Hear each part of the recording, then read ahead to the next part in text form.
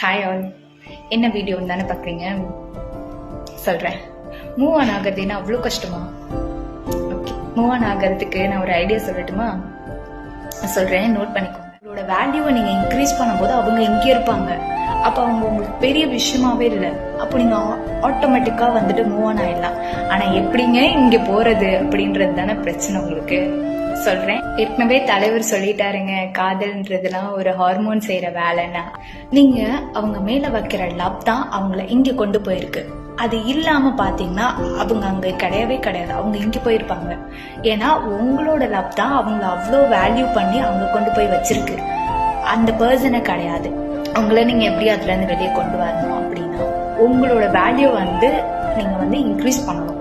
அது எப்படின்னா, அது உங்களோட ஹெல்த் வைஸும் சரி, இல்லை சொசைட்டியில பார்க்கவும் சரி, உங்களோட வேல்யூவை நீங்க இன்க்ரீஸ் பண்ணுங்க.